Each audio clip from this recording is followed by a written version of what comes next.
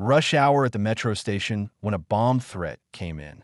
Thousands of passengers panicked and fled, but security guard Tom stayed calm. His technique for examining suspicious areas and risk assessment was bomb disposal unit level. These skills aren't taught in security courses. They're learned in Afghanistan. Some stories unfold beneath the surface, carried by those who guard our everyday journeys. Before we explore this tale of a silent protector, tell us in the comments which city you're watching from today. And if you believe these hidden guardians deserve recognition, hit that subscribe button. Tom Bradley had been working as a security guard for the Washington, D.C. metro system for 12 years. Every morning at 5:30, he'd arrive at Union Station, put on his uniform, and check his radio. He was responsible for the security of a station that saw an average of 50,000 passengers daily. Passengers knew Tom well. He was the polite, helpful security guard with a friendly smile. If tourists were lost, he'd give directions. He'd help elderly passengers with stares and patiently answer children's curious questions about the trains. Nobody knew that 15 years ago, Tom had worked one of the world's most dangerous jobs. From 2003 to 2015, Tom was a staff sergeant in the U.S. Army's Explosive Ordnance Disposal (EOD) unit. His job was to disarm bombs, improvised explosive devices (IEDs), roadside bombs, suicide vests. Where other soldiers ran from, he ran toward. Tom served 3 tours in Iraq and 2 in Afghanistan. He completed 847 successful bomb disposal operations. He never left an unexploded device, never made the wrong call. His teammates called him Iceman because he kept his cool even in the most stressful situations. That EOD work wasn't just technical knowledge. It required psychology, risk analysis, pattern recognition. You had to read the mind of the person who made the bomb. Every trap was different. Every bomb maker had a signature. Tom learned to read them all, but this job came with a heavy price. Dancing with death every day, knowing that one wrong move could kill yourself and your teammates. It wore down Tom's nerves that in 2015, what happened during his final deployment changed Tom. There had been a bomb threat at a school in Kabul. After Tom and his team evacuated the children, they swept the building. There was no actual bomb, but Tom couldn't forget the fear in those children's eyes. That night, Tom made a decision. Enough was enough. He ended his 12-year military career. The transition to civilian life was difficult. Tom received PTSD treatment and therapy. But the hardest part was finding purpose. He had spent his entire life protecting people. What would he do now? The security job at DC Metro was perfect for Tom. He was still protecting people, but now in a peaceful environment. Instead of dangerous explosives, he dealt with lost bags. Instead of terrorists, he dealt with late commuters. For 12 years, Tom worked quietly. His colleagues knew him as reliable and calm. He never panicked, stayed in control, even in the most chaotic situations. Old habits continued, of course. As Tom patrolled the station daily, he automatically conducted threat assessments. Which bags were left unattended, which passengers were acting strangely, which areas had security vulnerabilities. He never shared this information with anyone. He just made mental notes, viewing it as a habit from the past. October 17th, 2023, Tuesday morning. Rush hour had begun, and Union Station was packed.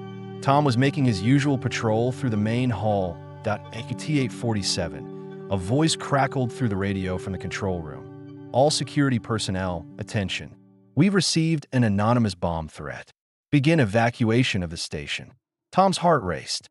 He was hearing words he hadn't heard in 8 years. Bomb threat. Station announcements began. Attention passengers. Due to technical reasons, the station is being evacuated. Please proceed calmly to the exit doors. But at 8:45, during rush hour, there were 3,000 people in the station. Proceeding calmly was impossible. Panic began. People started running, pushing, screaming. Children were crying. Elderly people were falling. Tom tried to direct the crowd, but the situation was spiraling out of control. Tom's EOD training kicked in. Panic situations, crowd control, evacuation procedures. He knew these techniques. He radioed in, "Control, this is Tom. Evacuation is too chaotic. We have injured civilians. We need a more systematic approach." Tom, just direct the crowd. Bomb squad is coming. But the bomb squad would take 20 minutes to arrive. By then, the station would be buried in chaos. Tom made a decision. He would use his old training. First, he optimized the evacuation routes. A bottleneck had formed at the main exit, so Tom directed passengers to alternative exits. He opened emergency exits and organized traffic flow. Then he conducted a threat assessment. If a bomber had actually planted a bomb, where would they put it? Tom scanned the station with EOD eyes. Most likely locations: trash bins, structural columns, electrical panels. Tom mentally flagged these areas. When the bomb squad arrived, Tom was waiting for them. The lead technician was Sergeant Mike Rodriguez. Tom, can you brief us on the situation? Tom delivered his report with military precision. Approximately 3,000 civilians evacuated. No suspicious devices visually identified. High probability target locations flagged. No secondary explosions detected. Rodriguez looked at Tom strangely. How do you know this terminology? Tom hesitated. Security training. Rodriguez was suspicious, but there was an emergency. The bomb squad began their search. After 45 minutes, they found nothing. It was a false alarm. But during the evacuation process, 12 people were injured, 3 of them seriously. While the incident report was being written, Metro Police Lieutenant Sarah Chun called Tom over. Tom, your performance today was extraordinary. Evacuation procedures, crowd control, threat assessment. Where did you get this level of training? Tom looked down. Experience. What kind of experience? Tom thought for a long time. Then he made a decision. Army EOD, 12 years bomb disposal. Lieutenant Chin's jaw dropped. An explosive ordnance disposal specialist is working as a Metro security guard. Former EOD specialist, Tom corrected. Now I'm just a security guard. Chun looked at Tom's file.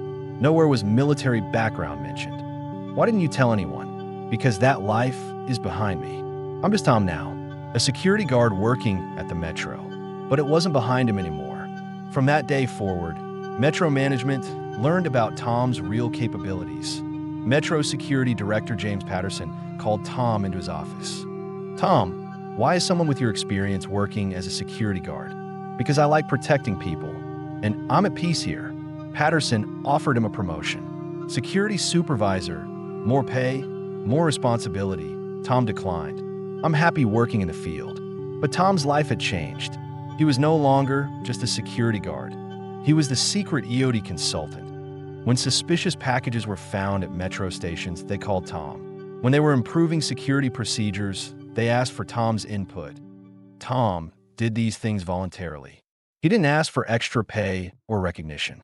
He just wanted to keep people safe. 6 months later came the real test. During an evening shift at Gallery Place Station, a real bomb was found. Abandoned backpack, ticking sound, suspicious wires.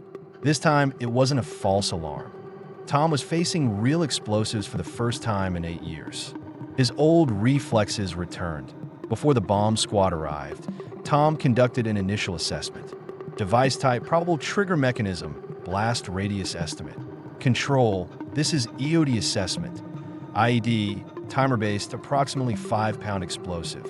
Recommend full evacuation, 200-meter radius. When the bomb squad arrived, Tom's analysis proved correct.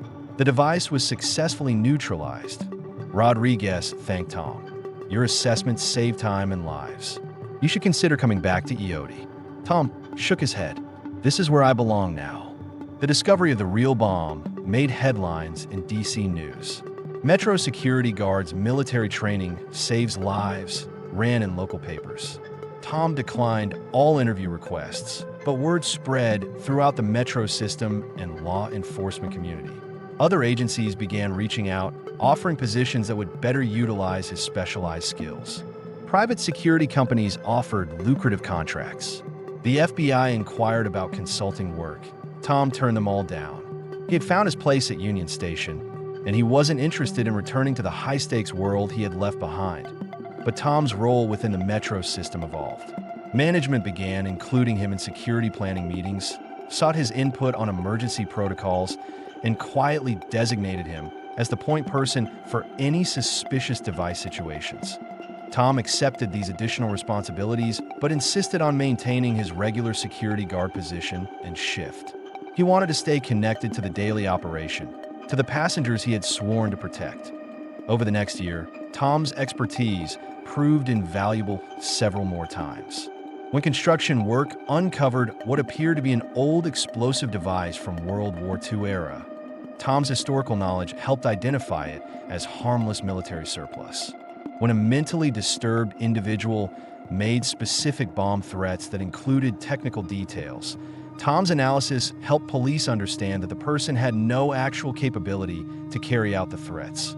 Most importantly, Tom began training other Metro security personnel in basic threat recognition, not EOD techniques that required years of specialized training, but fundamental skills like identifying suspicious behavior, recognizing improvised devices, and proper evacuation procedures.